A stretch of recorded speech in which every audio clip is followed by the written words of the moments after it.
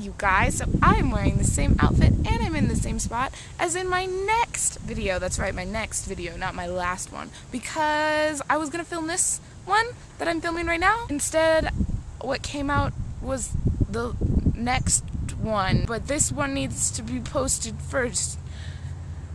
And so I'm too lazy to go back home and change and come back out because I want to be filming outside. I'm in the mood to be filming outside. Thank you guys to any of you who saw this video or even didn't. I just want to thank everyone who supported me financially and with your prayers concerning my trip to Africa, which I just got back from 2 weeks ago today, or at least today.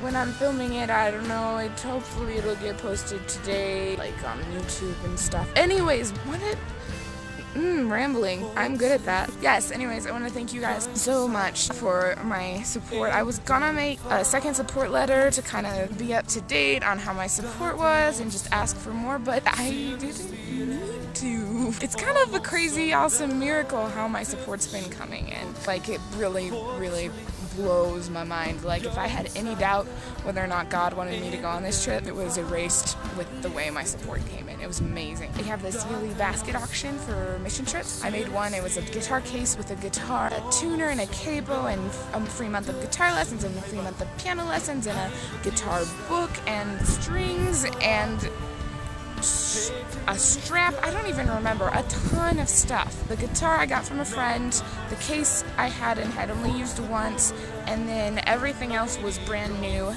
donated from various music stores. So thank you so much, music stores. And that basket was worth maybe $1,000-ish. I was like, it's an auction, it could go either way, you know, I'm happy if I get 500. 500's a good goal. It sold for $1,150, $1,150. That's over a third of my support. Like, what? What? You should have seen my face that day. I saved up like maybe $200-300 of my own money from my babysitting and tutoring jobs, so I was halfway through. I still have like 5 months to raise the rest of my support, but I was like, but I kind of want to get it done before I go to France, which is like over a month before I went to Africa, so that I wouldn't have to worry about it because I only had a week in between trips. Yeah, I went to France too, by the way, but that was a vacation trip because I used to live there and I wanted to visit and stuff, you know. Moving on. I don't even know, it's still like a mystery to me how this all happened. Like, when I think about it, it only adds up to like 2,000. I don't understand. All I know is I sent out a support letter, but only people actually even asked me for the address on where to send the money. So next thing I know, I'm serving on this weekend-long men's retreat, and I don't know that I'd really done that much in between, and I was kind of like, okay, I really need to start getting some money in. That was like $130 from that. This is another really big, huge, massive, amazing, miracle, blessing thing. Just like the basket auction was my benefit concert that I organized. I organized this little benefit concert with my band, Preluding Dusk, which is now no longer really going, but some of you have watched it before. And my friends, Oh Captain, My Captain, and you should check them out on Facebook. The Do Re Migos, which are a guys a cappella group from my school, and Serendipity, which is the girls a cappella group from my school, which I am in, and my friend Jens. So let me just name off all the musicians. He's the story thief, and he's awesome. So I had this kind of coffee shop gig style thing in the basement at my church, but I'm like, okay, I'm hoping to get like $200, and so I have my benefit concert, and I got like $600 from it. I don't understand how that happened. We didn't even have that many people show up. It was mostly people's parents, which surprised me. I was expecting mostly a teenage crowd. But it was so awesome, and I was so excited, and I couldn't. It was amazing. I was so happy.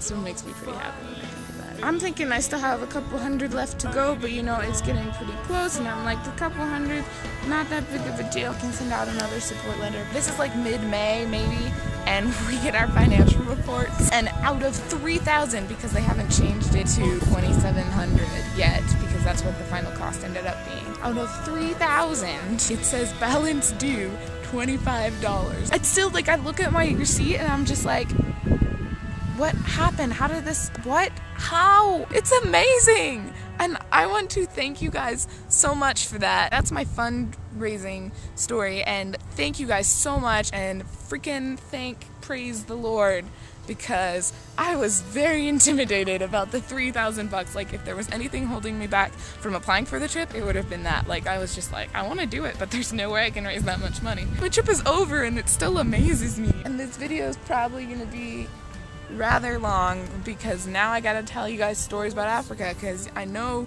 if you supported me, you want to hear about it. So I have some video and vlogging from when I was actually in Africa. I don't know if that's going to be in this video. Some of it probably will be. Here, let me tell you a few cool stories from when I was in Africa. Well, there's the lion story. We weren't being careful with our windows. Don't be like us. I've never been so scared in my entire life. But other than that, it was really cool to like pet the cubs and have a lion in the back of the pickup truck. So that's why we were in South Africa, because we had like 4 days in South Africa before we went to Swaziland. So these two girls that I hang out with most of the week at the care point, their names were Tenhlanhla and Hlopsile. I went up to them and started talking to them on the first day. They were there every day, the entire week at this care point.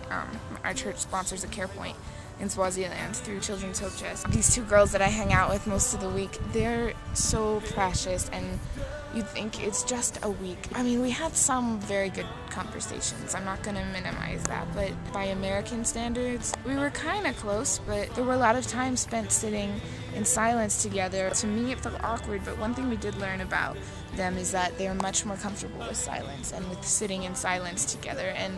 And by the end of the week, I did feel very, very close to them, and I think it was mutual. The day we left, it was a Sunday. We went to church and then said goodbye and then left. Both of these girls wrote me letters, and just, I am just amazed with how ready they were to love us. They knew we were only there a week. These strangers coming into their lives, and we went there to love them, but they were just as ready, if not more so, to love us, and that was so beautiful and amazing. And I am so blessed by these girls that were in my life, and God willing, I will see them again. Thank you guys for sending me and for praying. I didn't know what to expect for this trip, but it's affected me in a way I never could have imagined. I wouldn't say it's this massive thing that I come back extremely emotional from, at least not in the way you would think. There are lots of little things, little shifts in my mindset that I think overall make a difference. So again, thank you guys so much for sending me. If you want to hear more stories, check out my blog in my next video. Thank you guys so much. It was quite the experience. Thanks for watching. Please subscribe. Bye.